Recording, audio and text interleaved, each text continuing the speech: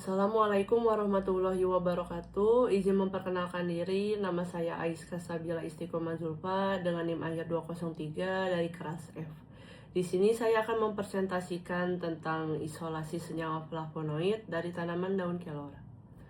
Latar belakangnya, Indonesia memiliki kekayaan hayati yang luar biasa. Namun riset mengenai kandungan kimia spesifik tanaman sebagai dasar obat herbal masih perlu ditingkatkan. Daun kelor dipilih karena statusnya sebagai tanaman dengan nilai nutrisi dan bioaktif tinggi yang telah lama digunakan secara tradisional. Penelitian ini berfokus pada isolasi flavonoid guna memberikan landasan ilmiah yang kuat bagi pengembangan produk farmasi di masa depan. Rumusan masalah di sini mencakup identifikasi jenis-jenis flavonoid yang terdapat pada daun kelor, serta analisis aktivitas farmakologinya berdasarkan laporan penelitian terdahulu. Selain itu, akan dijelaskan pula mengenai efektivitas metode isolasi yang digunakan, serta prosedur identifikasi struktur dan penetapan kadar senyawa tersebut secara akurat. Secara sistematis, kelor diklasifikasikan ke dalam famili Moringaceae dengan nama spesies Moringa oleifera.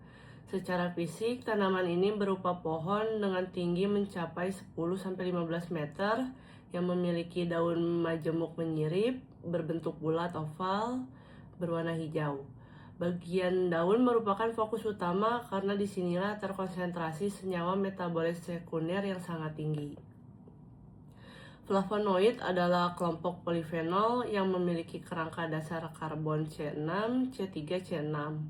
Struktur ini terdiri dari dua cincin aromatik yang dihubungkan oleh rantai 3 karbon membentuk cincin heterosiklik. Keberadaan gugus hidroksil pada struktur ini sangat krusial karena menentukan kemampuan senyawa dalam menetralisir radikal bebas melalui donasi elektron. Dalam daun kelor, flavonoid dikelompokkan menjadi beberapa jenis seperti flavonol, flavon, dan flavanon. Senyawa yang paling dominan dan sering berhasil diisolasi adalah quercetin, yang termasuk dalam golongan flavonol.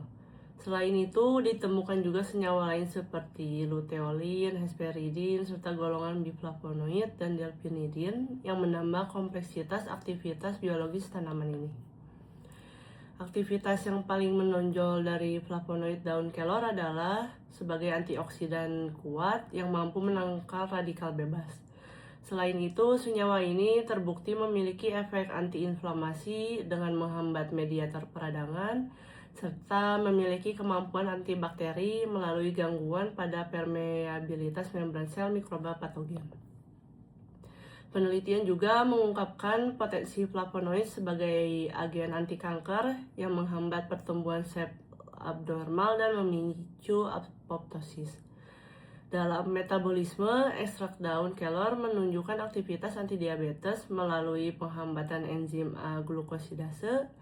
Selain itu, kandungan quercetinnya berperan sebagai hepatoprotektif yang melindungi organ hati dari kerusakan akibat stres oksidatif. Lalu ada penyiapan simplicia. Prosesnya dimulai dengan pengumpulan daun segar yang dicuci bersih, kemudian dikeringkan dengan cara diangin-anginkan atau menggunakan oven suhu rendah untuk menjaga kestabilan senyawa aktif. Daun kering kemudian dihaluskan menjadi serbuk dan diayak untuk mendapatkan ukuran partikel yang seragam. Serbuk simplicia yang dihasilkan memiliki warna hijau kecoklatan dengan aroma khas kelor.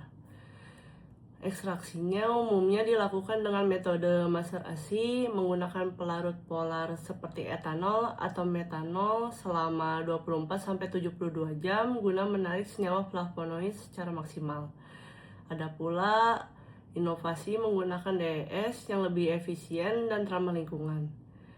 Cairan hasil ekstraksi kemudian diuapkan dengan rotary evaporator hingga menghasilkan ekstrak kental. Lalu ekstrak kental dipisahkan lebih lanjut melalui partisi cair-cair menggunakan pelarut N-heksan untuk menarik senyawa nonpolar dan etil asetat untuk senyawa semipolar. Senyawa flavonoid biasanya terkonsentrasi pada fraksi etil asetat tersebut. Lalu proses dilanjutkan dengan subfraksinasi menggunakan kromatografi kolom untuk mendapatkan komponen yang lebih sederhana dan murni. Keberadaan flavonoid juga dipastikan melalui uji fitokimia dengan reaksi AlCl3 yang akan membentuk kompleks berwarna kuning. Identifikasi lebih spesifik dilakukan menggunakan KLT, di mana nilai RF bercak sampel dibandingkan dengan standar quercetin untuk melihat kemiripan profil senyawanya. Penentuan kadar total dilakukan melalui metode spektrofotometri UV visible berdasarkan absorbansi warna yang dihasilkan dari reaksi dengan aluminium klorida. Secara struktural, sistem cincin aromatik terkonjugasi pada flavonoid memungkinkan stabilisasi radikal bebas melalui delokalisasi elektron, sehingga semakin banyak gugus hidroksil, semakin tinggi aktivitas biologisnya.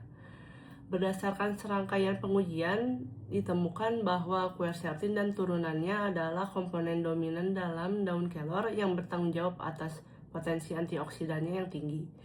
Sifat kimia flavonoid yang berada pada rentang semipolar hingga polar menjelaskan mengapa senyawa ini terkonsentrasi pada fraksi etilasetat dalam proses pemisahan.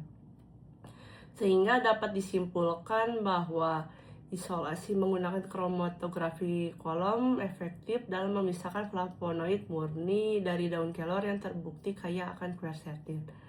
Untuk pengembangan kedepannya disarankan penggunaan metode analisis yang lebih canggih seperti NMR atau LC-MS untuk identifikasi struktur yang lebih detail, serta pengembangan formulasi sediaan farmasi agar manfaat daun kelor dapat dioptimalkan bagi kesehatan masyarakat. Sekian yang dapat saya sampaikan. Mohon maaf apabila ada kesalahan. Wassalamualaikum warahmatullahi wabarakatuh.